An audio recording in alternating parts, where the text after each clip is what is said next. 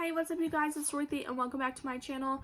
In today's video we are going to go into chapter 92 of Speak by Lori Halse Anderson.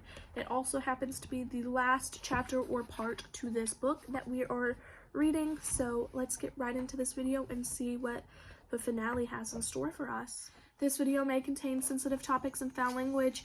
If you do not wish to continue, please click off of the video now. You have been warned. Final cut. Mr. Freeman is refusing to hand his grades in on time. They should have been in 4 days before the end of school, but he didn't see the sense in that. So I'm staying after school on the very last day for one last try and getting my tree right. Mr. Freeman is covering the grade wall with a mural. He hasn't touched the line with my name, but he eliminated everything else with a roller brush and fast-drying white paint. He hums as he mixes colors on his palette. He wants to paint a sunrise, summer vacation, voices bubble through the open windows. School is nearly over. The hall echoes with slamming lockers and shrieks of "I'm gonna miss you. Got my number?" I turn up the radio. My tree is definitely breathing little shallow breaths like it just shot up through the ground this morning. This one is not perfectly symmetrical. The bark is rough. I try to make it look as if initials have been carved into it a long time ago.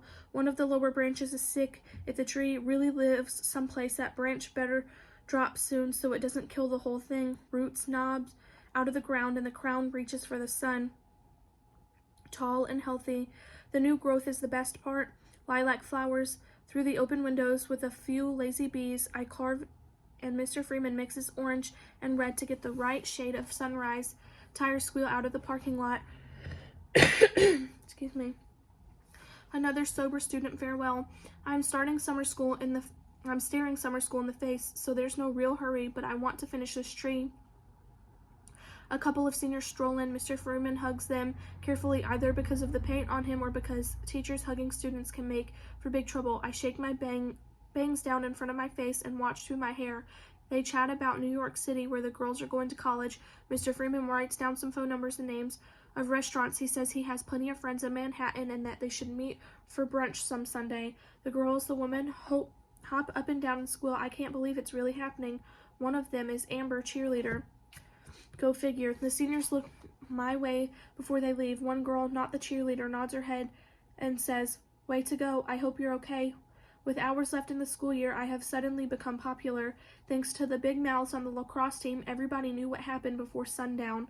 Mom took me to the hospital to stitch up the cut on my hand. When we got home, there was a message on the machine from Rachel. She wants me to call her.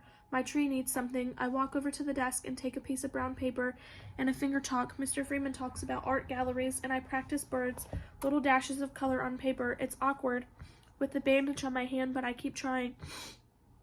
I draw them without thinking. Flight, feather, wing. Oh my goodness. Water drops on the paper and the birds bloom in the light. Their feathers expanding promise.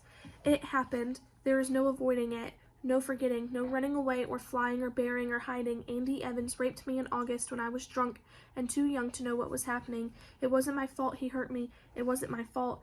And I'm not going to let it kill me. I can grow. I look at my homely sketch. It doesn't need anything. Even through the river in my eyes, I can see that. It isn't perfect, and that makes it just right. The last bell rings. Mr. Freeman comes to my table. "Time's up, Melinda. Are you ready?" I hand over the picture. He takes it in his hand and studies it. I sniff again and wipe my eyes on my arm. The bruises are vivid, but they will fade. No crying in my studio. It ruins the supplies. Salt, you know, saline, etches it like acid. He sits on the stool next to me and hands back my tree. "You get an A+. You worked hard at this." He hands me the box of tissues. "You've been through a lot, haven't you?" Oh my goodness. The tears dissolve. The last block of ice in my throat. I feel like frozen stillness melt down through the inside of me. Dripping shards of ice that vanish in a puddle of sunlight on the stained floor. Words float up. Let me tell you about it. That is the end of this book. And I will see you guys in the next series. So in the next few videos. Bye.